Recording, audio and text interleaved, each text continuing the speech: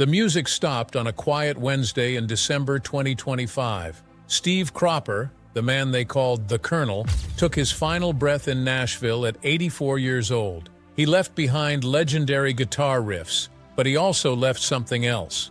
He left a fortune built on smart moves and hard lessons that has his family crying tears of overwhelming relief and gratitude.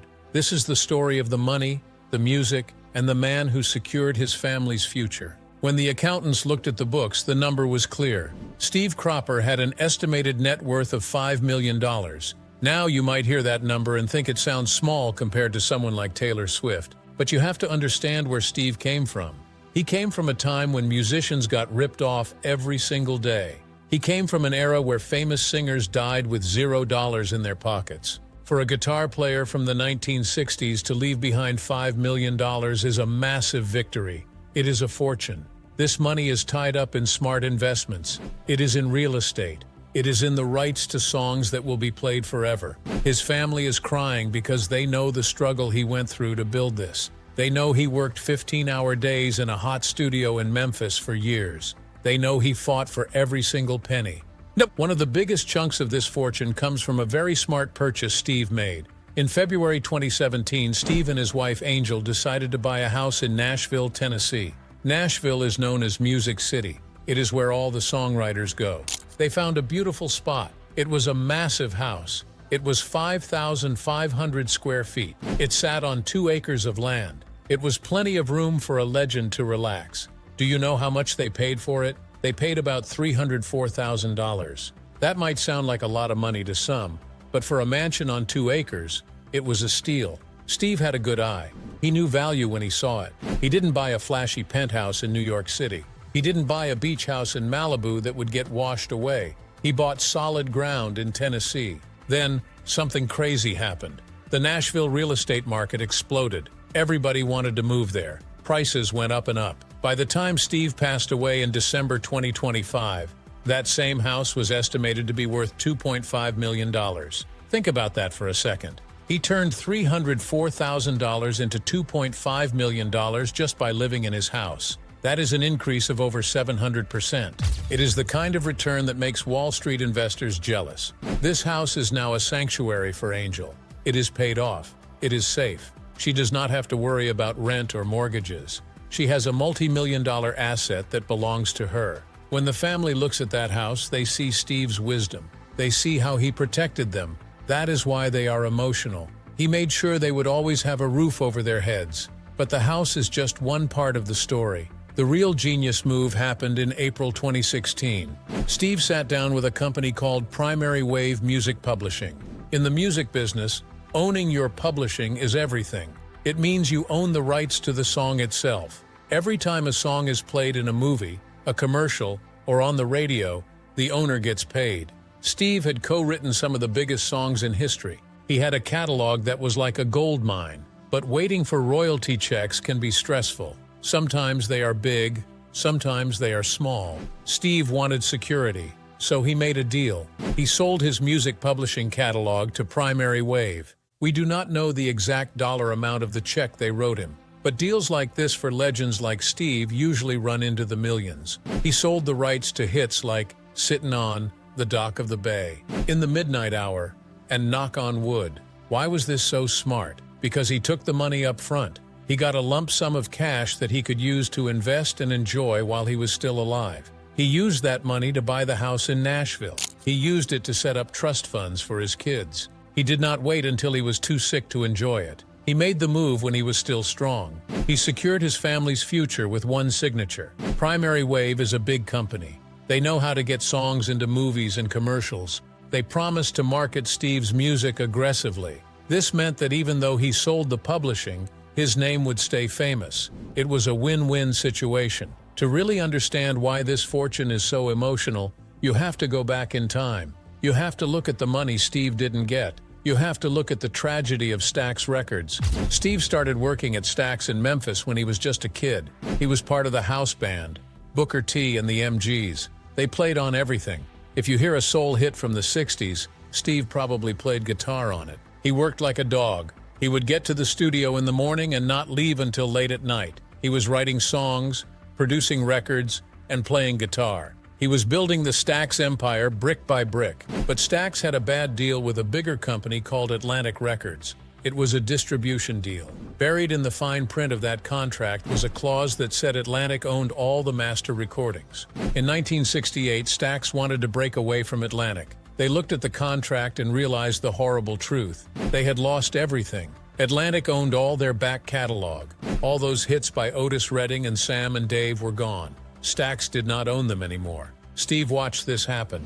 He saw his friends lose their life's work. It was heartbreaking. It was a financial disaster. Imagine working for 10 years to build something and then having a stranger take it all away because of a piece of paper. But Steve learned from it. He realized that while the recordings were gone, the songs still existed. The songwriter still got paid. Because Steve had fought to get his name on the songwriting credits, he was safe. He was not just a guitar player for hire, he was a creator. This lesson stayed with him forever. It is why he was so careful with his money later in life. It is why he made that deal with Primary Wave. He swore he would never let a record label take advantage of him again. His family cries today because they know how close he came to losing it all and how hard he fought to keep it. Let's talk about the music that made the money. It started with a happy accident. The song was Green Onions. It was 1962. Steve was in the studio with Booker T. Jones, Al Jackson Jr., and Louis Steinberg. They were supposed to be recording a jingle or backing up a singer named Billy Lee Riley. But the singer was late. They were bored. They started jamming. Booker T started playing a riff on the organ. Steve joined in on his Telecaster guitar. The owner of the studio, Jim Stewart, was in the control booth. He hit the record button. He liked what he heard. He told them, "That's a hit." They didn't even have a name for it. They decided to put it out as a B-side to another song called Behave Yourself. But the radio DJs had other ideas. A DJ in Memphis flipped the record over and played Green Onions. The phone lines lit up. People went crazy for it. It was an instrumental. No singing, just a groove. It went to #1 on the R&B charts. It sold over 1 million copies. It became Steve's first gold record. That song is still played today. It is in movies like The Sandlot. It is in commercials. Every time it plays, the cash register rings for the Cropper estate. The biggest song in Steve's catalog has the saddest story. It is Sittin' on the Dock of the Bay. This song is a masterpiece, but it was born in tragedy. Steve was best friends with Otis Redding. Otis was the greatest soul singer in the world. In late 1967, Otis had throat surgery. He couldn't sing for a while. He went to stay on a houseboat in Sausalito, California. He watched the ships roll in and out of the bay. He got the idea for the song. He brought it to Steve in Memphis. They sat down together and finished writing it. Steve added his famous guitar licks. They recorded it in the studio. Otis whistled at the end because he forgot the words for a fade-out verse, but it sounded so good they kept it. 3 days later, Otis Redding got on a plane. The plane crashed into a frozen lake in Wisconsin. Otis was killed. He was only 26 years old. Steve was devastated. He had lost his best friend and his musical partner, but he had a job to do. He had to finish the record. He went into the studio with tears in his eyes. He mixed the song. He added the sound of seagulls and crashing waves to set the mood. He released the song in January 1968. It shot to #1. It was the first time in history that a singer had a #1 hit after they had died. That song has been played millions of times. It has generated millions of dollars. But for Steve, it was always bittersweet. The money from that song put his kids through college. It bought his house. But every dollar was a reminder of the friend he lost. His family knows this. When they see the royalty checks from Dock of the Bay, they don't just see money. They see a legacy of love and loss. Another huge moneymaker is In the Midnight Hour. Steve wrote this with Wilson Pickett. Wilson was a wicked singer with a fiery temper. They wrote the song in the Lorraine Motel in Memphis. That is the same motel where Martin Luther King Jr. would later be assassinated. But in 1965, it was just a place for musicians to crash. Wilson and Steve were trying to come up with a hit. Wilson had a gospel background. He liked to scream and shout. Steve realized that they needed to change the beat. He delayed the backbeat just a tiny bit. It created a jerky rhythm that made people want to dance. It worked. The song became a smash hit. It has been covered by hundreds of bands. If you go to a wedding this weekend, the band will probably play In the Midnight Hour. And when they do, Steve's family gets paid.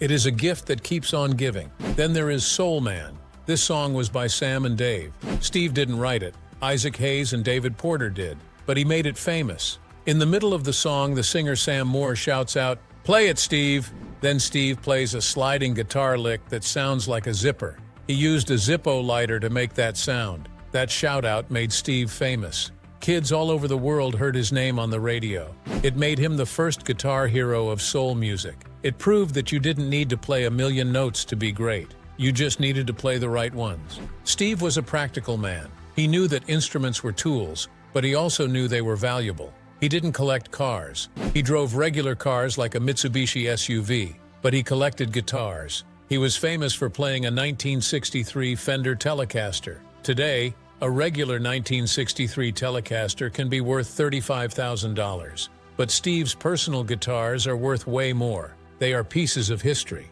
Steve told interviewers that he bought specific guitars as investments for his children. He bought vintage Gibson J200 acoustic guitars. He didn't play them much. He kept them safe. He said explicitly, "I will leave them to my son." He knew that one day he would be gone, but these wood and wire instruments would keep going up in value. It was like buying gold bars, but cooler. His son Cameron now has these guitars. They are a physical connection to his father, and they are also a financial safety net if he ever needs it. In the late 1970s, Steve's career got a massive second wind. He got a call from John Belushi and Dan Aykroyd.